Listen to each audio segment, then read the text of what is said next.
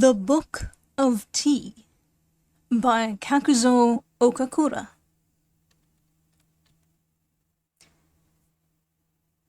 The Cup of Humanity. Tea began as a medicine and grew into a beverage. In China, in the 8th century, it entered the realm of poetry as one of the polite amusements. The 15th century saw Japan ennoble it into a religion of aestheticism. Teaism. Teaism is a cult founded on the adoration of the beautiful among the sordid facts of everyday existence. It inculcates purity and harmony, the mystery of mutual charity, the romanticism of the social order. It is essentially a worship of the imperfect, as it is a tender attempt to accomplish something possible in this impossible thing we know as life. The philosophy of tea is not mere aestheticism in the ordinary acceptance of the term, for it expresses conjointly with ethics and religion our whole point of view about man and nature. It is hygiene, for it enforces cleanliness. It is economics, for it shows comfort in the simplicity rather than in the complex and costly. It is moral geometry, inasmuch as it defines our sense of proportion to the universe. It represents the true spirit of Eastern democracy by making all its votaries aristocrats in taste. The long isolation of Japan from the rest of the world, so conducive to introspection, has been highly favorable to the development of teaism. Our home and habits, costume and cuisine, porcelain, lacquer, painting, our very literature, all have been subject to its influence. No student of Japanese culture could ever ignore its presence. It has permeated the elegance of noble boudoirs and entered the abode of the humble. Our peasants have learned to arrange flowers, our meanest labourer to offer his salutation to the rocks and waters. In our common parlance we speak of the man with no tea in him, when he is insusceptible to the serio-comic interests of the personal drama. Again, we stigmatize the untamed aesthete who, regardless of the mundane tragedy, runs riot in the springtide of emancipated emotions as one with too much tea in him.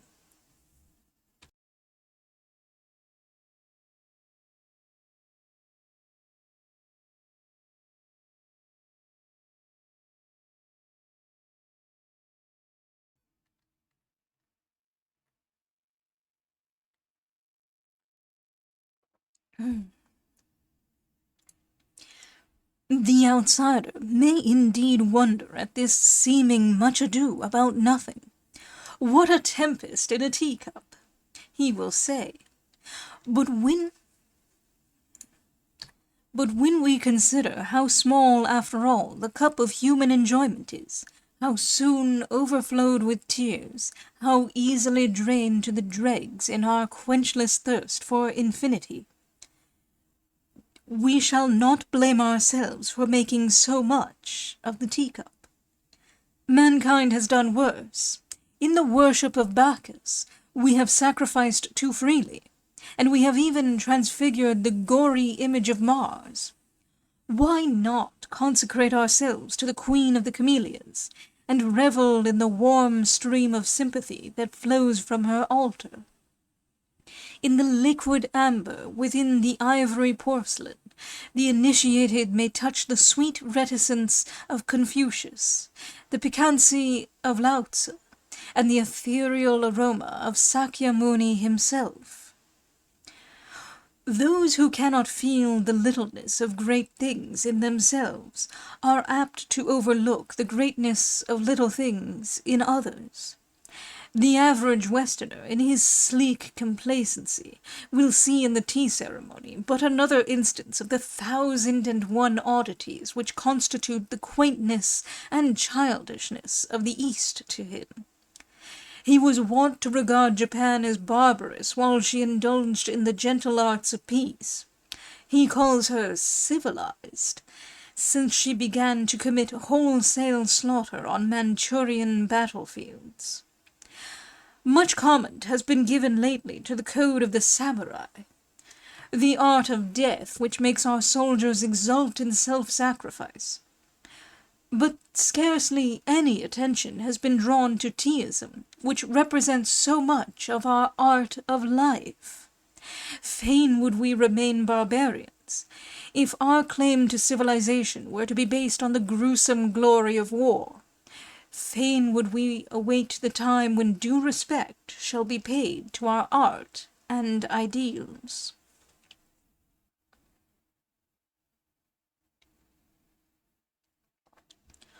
When will the West understand, or try to understand, the East? We Asiatics are often appalled by the curious web of facts and fancies which has been woven concerning us. We are pictured as living on the perfume of the lotus, if not on mice and cockroaches. It is either impotent fanaticism or else abject voluptuousness. Indian spirituality has been derided as ignorance, Chinese sobriety as stupidity, Japanese patriotism as the result of fatalism. It has been said that we are less sensible to pain and wounds on account of the callousness of our nervous organization.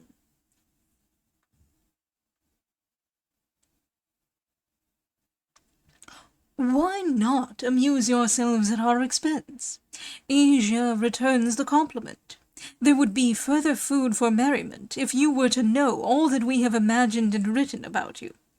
All the glamour of the perspective is there, all the unconscious homage of wonder, all the silent resentment of the new and undefined. You have been loaded with virtues too refined to be envied, and accused of crimes too picturesque to be condemned. Our writers in the past, the wise men who knew, informed us that you had bushy tails somewhere hidden in your garments, and often dined off a fricassee of newborn babes. Nay, we had something worse against you. We used to think you the most impracticable people on the earth, for you were said to preach what you never practiced.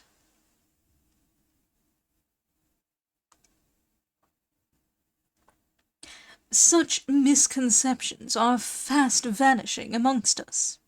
Commerce has forced the European tongues on many an Eastern port. Asiatic youths are flocking to Western colleges for the equipment of modern education. Our insight does not penetrate your culture deeply, but at least we are willing to learn. Some of my compatriots have adopted too much of your customs and too much of your etiquette, in the delusion that the acquisition of stiff collars and tall silk hats comprise the attainment of your civilization. Pathetic and deplorable as such affectations are, they evince our willingness to approach the West on our knees. Unfortunately, the Western attitude is unfavorable to the understanding of the East. The Christian missionary goes to impart, but not to receive. Your information is based on the meager translations of our immense literature, if not on the unreliable anecdotes of passing travellers. It is rarely that the chivalrous pen of a Lafcadio Hearn, or that of the author of The Web of Indian Life, enlivens the Oriental darkness with the torch of our own sentiments.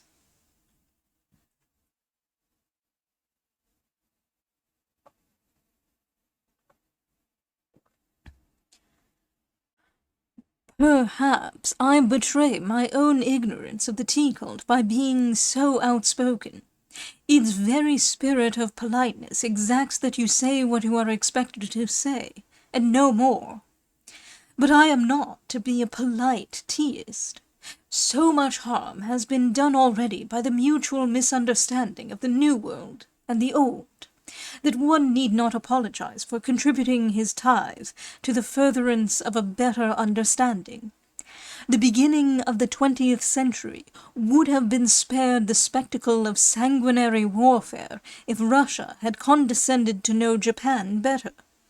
What dire consequences to humanity lie in the contemptuous ignoring of Eastern problems? European imperialism, which does not disdain to raise the absurd cry of the Yellow Peril, fails to realize that Asia may also awaken to the cruel sense of the White Disaster.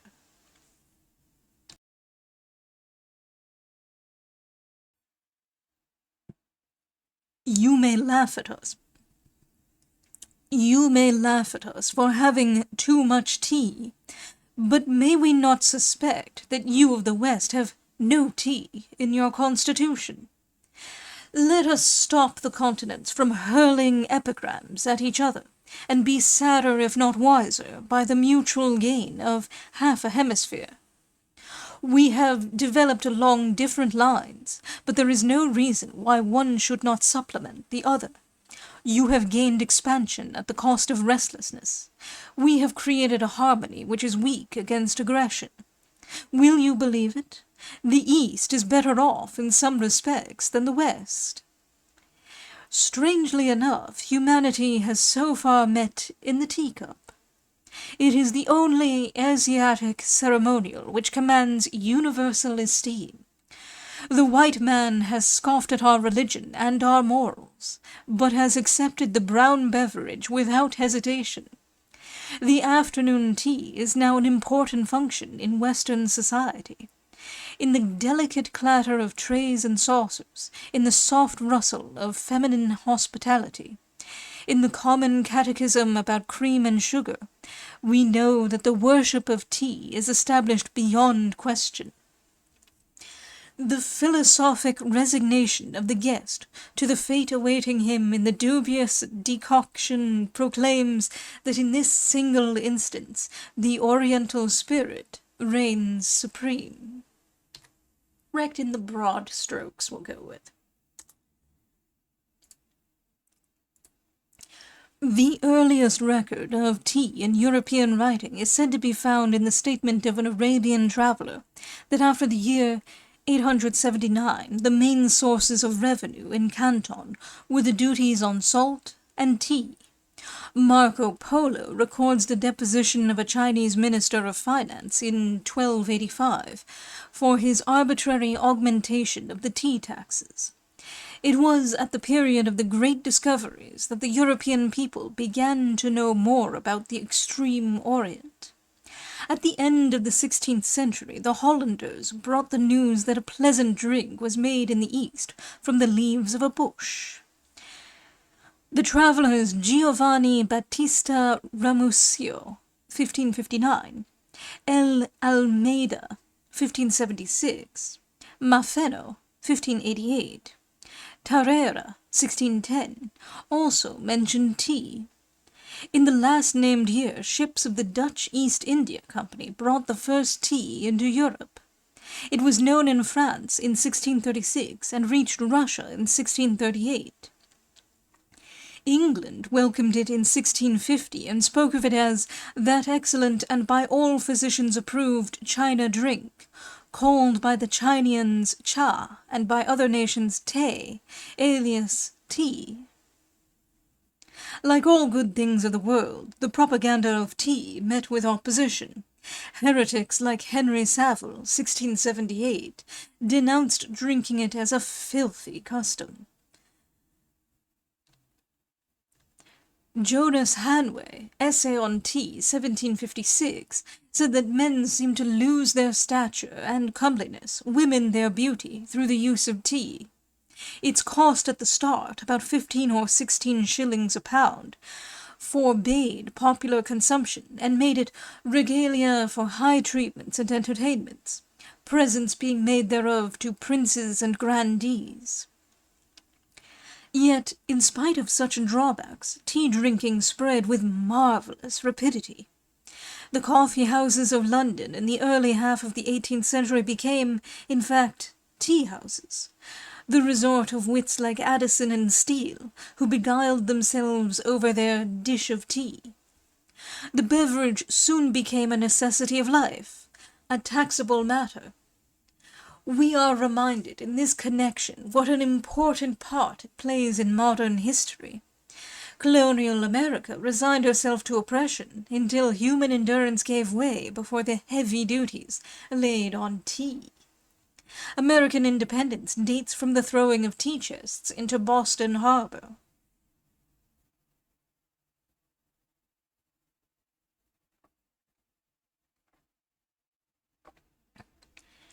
There is a subtle charm in the taste of tea which makes it irresistible and capable of idealization. Western humorists were not slow to mingle the fragrance of their thought with its aroma. It has not the arrogance of wine, the self-consciousness of coffee, nor the simpering innocence of cocoa.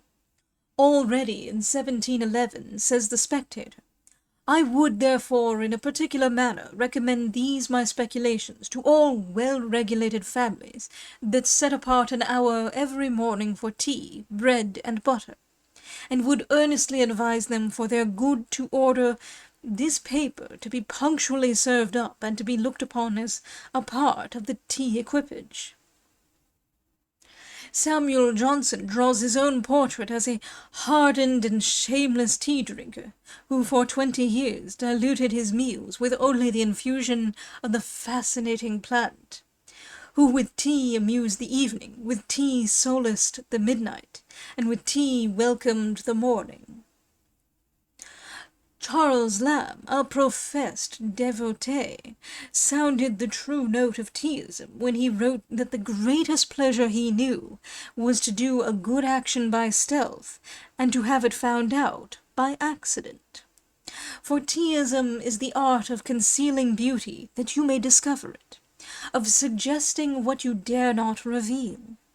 It is the noble secret of laughing at yourself, calmly yet thoroughly, and is thus humour itself, the smile of philosophy.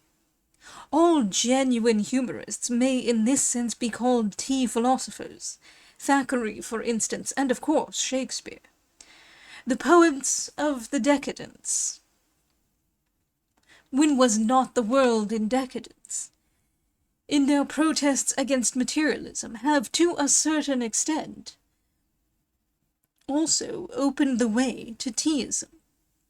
Perhaps nowadays it is our demure contemplation of the imperfect that the West and the East can meet in mutual consolation.